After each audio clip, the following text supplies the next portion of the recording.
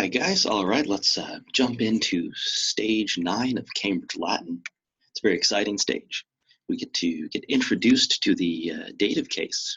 It's a very good case, a little bit confusing maybe if you're not used to the case system. We've only got the nominative and the accusative so far, but the dative is a very, very useful case. And we'll see why in just a minute. So this stage is about the thermae, and thermae means baths, because the Romans were living in the ancient world was probably not the most hygienic way to live, but the Romans tried to combat that by having baths, and particularly they had public baths. So if anyone knows the word thermal, you'll know that it comes from a word meaning heat, specifically a Greek word. So let's go ahead and jump into it. So what are we going to be working on this stage? So by the end of this stage, what we should be able to do is we should be able to understand the Romans and their use of baths. So the Roman bath complexes and some of the culture that surrounds that.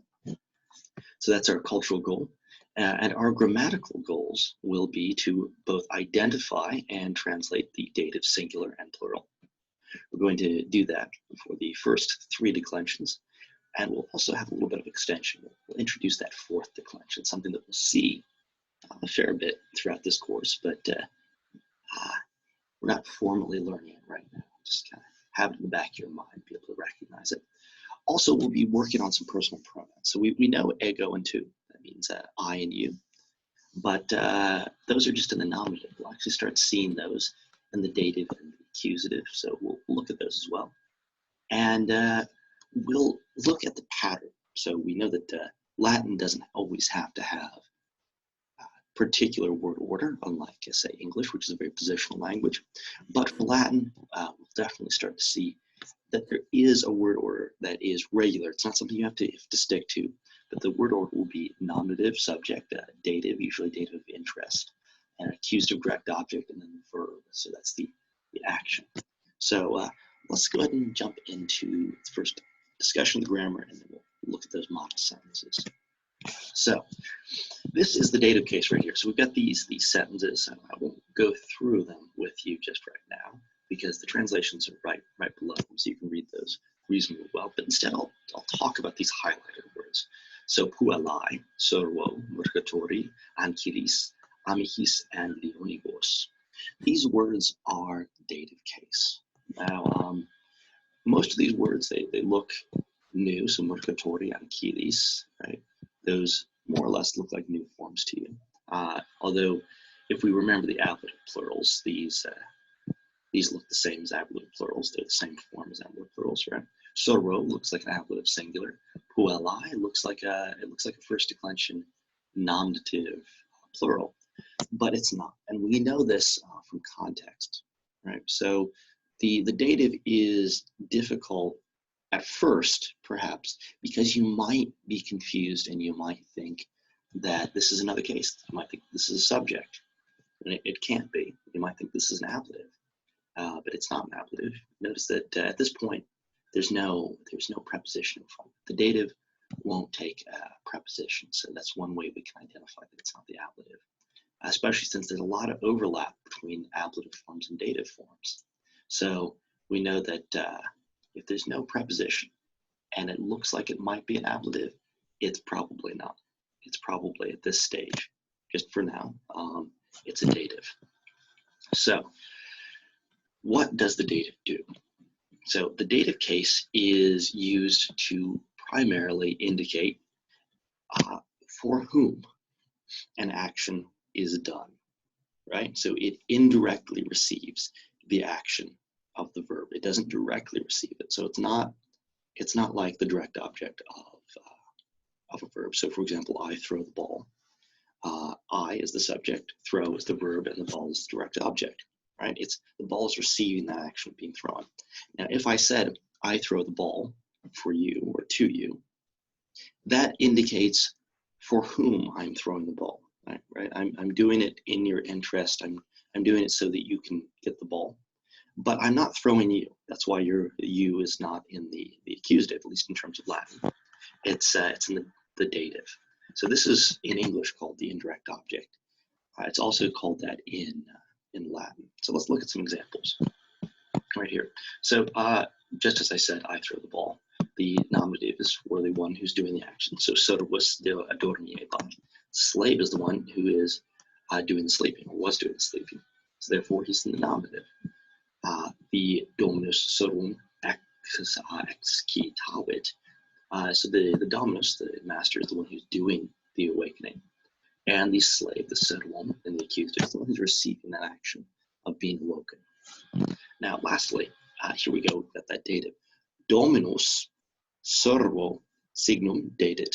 Now notice that this is the word pattern that we introduced just before, that nominative, dative, accusative, verb.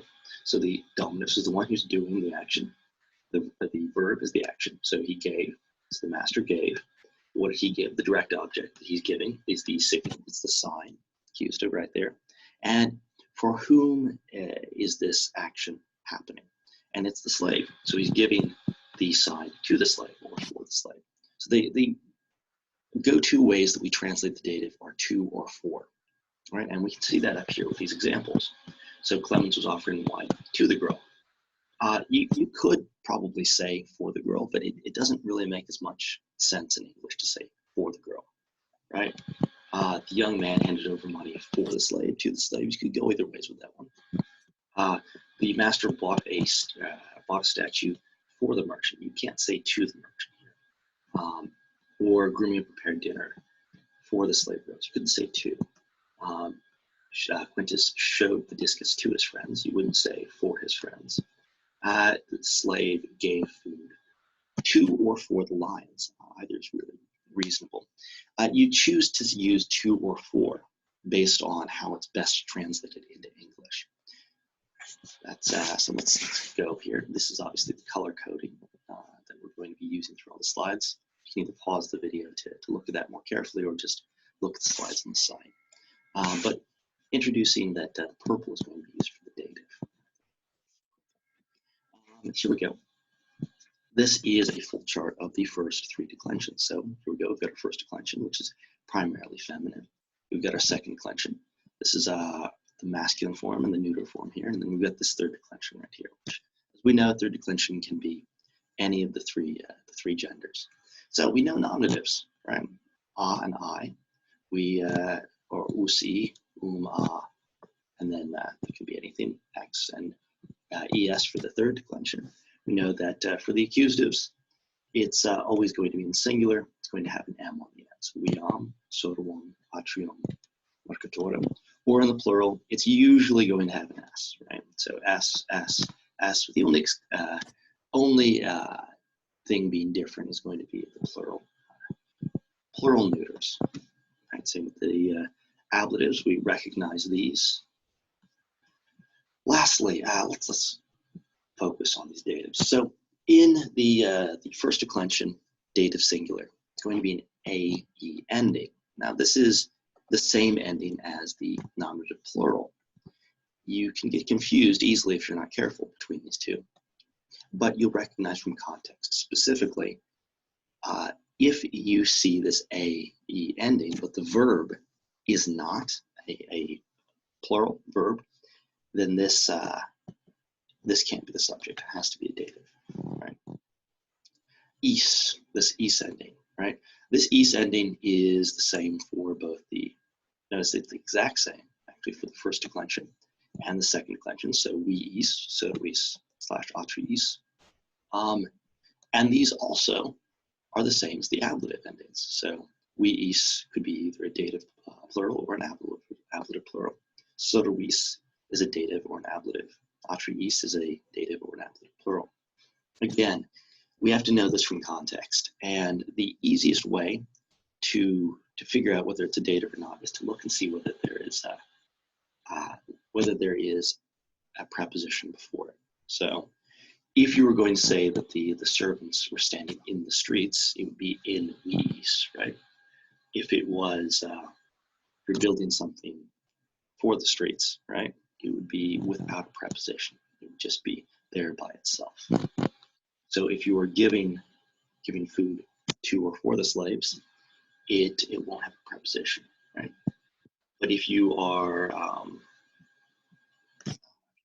putting something guess, on a slave, you would have a hat on a slave or something like that. You would have an in front of it. That's the easiest way to differentiate. Now notice this is where the color coding comes in really handy, because color coding will let you know immediately, it's purple, so therefore it has to be dative. Similarly, notice that sorbo here and atrio, these are both ablative and dative singulars. And the same rule applies. Same rule applies in terms of you use context and you look and see whether there's a preposition to determine whether it's dative or ablative.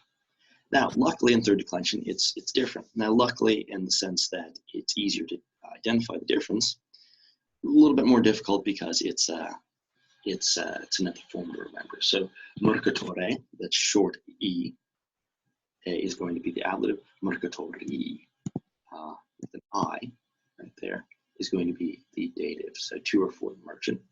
But going back in the plural, the ibus ending is going to be both plural for dative and ablative. So again, you just have to recognize from context. Let's go into a little bit of extension. Oh yeah, here we go. This is a little bit more of a look at the third declension endings. Notice that all of these different forms, the third declension, are going to have that same ending. So it's going to have that I. So notice that mercatori, cani, grumioni, regi. And also, all these are going to have ibus endings. Okay? So just know in the third declension, just add an I or an ibus for the dative. Okay. Cool. And a little bit of extension. So we haven't talked about this, but there are actually 5 declensions in Latin. Don't worry, you don't see fourth and fifth all that often, which is why we don't learn them right off. They're just sort of occasionally there. Now, the fourth declension is a little bit tricky because it looks like the second declension. So porticus, right? Colonnade is a picture of it. Place where you keep the sun off of you, presumably, because the Italian sun can be quite hot. Notice that US ending looks like a second declension. It looks like it should be just an ordinary masculine, like quintus or something like that. But look here. Notice that in the plural, it maintains that US. It's not a portici ending. That would be a second declension. This indicates that it's going to be a fourth declension. Now, even though in the accusative it's porticum, look over here in the plural, it's porticus still. Really, really tricky right there. And even more so, here's the weird thing, right? The dative is formed in essentially the same way that the third declension is formed. So you add an I on the end. So mercator to mercatori. The stem of this is porticu, right? Porticu. So you add that I, and then porticibus. Right? So you cut off the U and add an ibus on it. And then the ablative, instead of an E, you just keep that U. And porticibus, it's the same here. So this is one of those things that I'm not asking you to memorize right just yet, but I want you to be able to at least recognize. I will, as we go through the translations, I'll try to make sure to point out any fourth declensions that we see. They pop up every once in a while. Usually we only see them in the nominative or the accusative because it's easier to hide them that way. And Cambridge hides a lot of fourth declensions throughout the series. Tries to get you used to them, but the only problem is they don't point them out, and so sometimes you might think that they're second declensions. So let's go ahead and look at this with the color coding. So this is a sentence quintus servo pecuniam dated. So notice that we have the same order of nominative subject, dative of interest, or indirect object dative. Both terms for basically the same thing.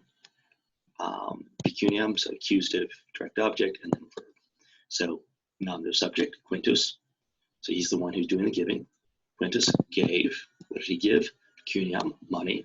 And then who did he give it to, or for whom was the action done? The servo, so the slave. So Quintus gave money to the slave. Cool. Notice that we've got to move the word order around to produce a good English translation of this. And also notice that in English, if you put the dative, what's essentially the indirect object before the accusative, you can get away with that using that 2 or 4. Now, I don't suggest doing this. It makes it a little bit more clear to use a 2 or 4, but you can do that. So Quintus gave the slave money. So let's go ahead and talk about what this is essentially doing. Now, I've used the term indirect object. What it is in English, anything that is not directly receiving the action of the verb is, in theory, indirectly receiving it, and that's why we call it an indirect object. But in Latin, you'll hear me use the term indirect object. The other term, and this is a British term for it, is the remoter object, dative, the remoter object. I might throw in that term every once in a while. And essentially what these datives are doing is they're acting for they're expressing for whose interest or for whose advantage an action was done. So you might also hear me use the term dative of advantage / disadvantage, or interest / disinterest. The reason that I do this is I'm trying to get you used to all of the different terms that different grammars and different scholars and different teachers use for what is essentially the same thing. The dative is, as a whole, we'll just have the operational definition right now. It indicates a noun for which the action of the verb is done, right? For the interest, or the verb, it indirectly receives the action of the verb. So just remember those two things. Here we go, another sentence. Metella was searching for a gift for her son. So Metella right here is going to be our subject, right? So Metella matches up. Fideo, dative. So this is the for whose interest the action was done. And the action is Pyrebot, imperfect verb, was seeking. And what was she seeking? The accusative direct object, a gift. So she was seeking, she was looking for a gift for her son, right? All righty. Often, sort of side note, some people will differentiate the dative of advantage / disadvantage from the dative of the indirect object, even though I think to the Latin ear, to the ear of the people who are speaking this, there was no difference. Because indirect object will use that 2, and advantage will use a 4.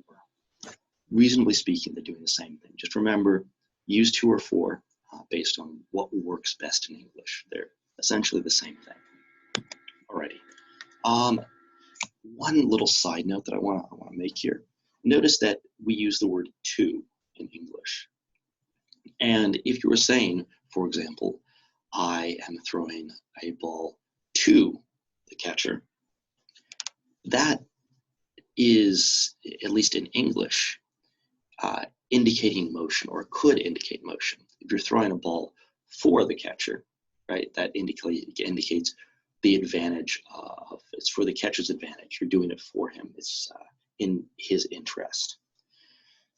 If you are expressing physical motion in Latin, you have to use an accusative, specifically odd plus accusative. So notice that in the past we've said that someone is perhaps they were running towards the house. So maybe it was korebat, odd wilam. They were running towards the house. It's odd plus wilam is an odd plus accusative, and it's a motion towards. Or if they were someone is ambulat, he walks porrias through the streets. That's an accusative, then it's still indicating motion. Similarly, if you're throwing, so let's just say yaket, a balum, a ball, odd quintum, you're throwing a ball to quintus, it's physical motion of the trajectory of that ball. But if you're throwing a ball for quintus, it would be yaket balum quinto, or really it should be quinto balum yaket if you're using better Latin word order. That's a difference that we don't really make in English, but that they do make in Latin. Now the problem is that if you're saying you're throwing a ball to quintus, you can use the dative to indicate that you're doing it for him. But just know that when you're subtly differentiating those two, that the accusative is what expresses physical motion. The dative does not indicate motion ever, right? So never will it be that you're throwing a ball to someone with physical motion and you're using the dative, even though in English we use the preposition. All right. As we move on, obviously stage 9, things are getting a little bit more grammatically intensive. I want to talk about a couple of resources that you can use. The first one is this Kennedy. That's a revised Latin primer. Nice, it's accessible, it's British, so it uses a lot of British terms like dative of the remoter object as opposed to an indirect object. It's a very good book. Mr. Dorney absolutely swears by it. It's a little bit complex, but if you really want to sink your teeth into Latin, I highly suggest it. There's a digital version that's available on the Latin side that we've got here. Also, let's look here. This is a personal favorite of mine. It's, again, 6 of one, half dozen of another. It's a little bit different from Kennedy. In my opinion, it's a little bit more clearly laid out. It uses an American system as a whole, which I'm a little bit more used to. Some of you might prefer one, might you prefer another. Uses terms like indirect object, has a lot of good charts. Anyway, it's James Matthew Harrington's Synopsis of Ancient Latin Grammar. Very highly suggest this. It's also a digital version available on the site. The link's there. Talking about that, this is a screenshot from Kennedy right here, talking about the dative of the remoter object. This is essentially remember that it's essentially indirect object, right? And certain verbs also naturally will take a dative, right? We'll discuss that in a little bit more detail later, but just know that certain verbs will take a dative that is essentially acting, or we translate it like a direct object. But don't worry about that just yet. It's just kind of a little bit of extension for right now. All right, let's go ahead and I'll break off the video here and make a separate video for the model sentences. If you have any other questions, obviously let me know. Otherwise, I will see you in the next video.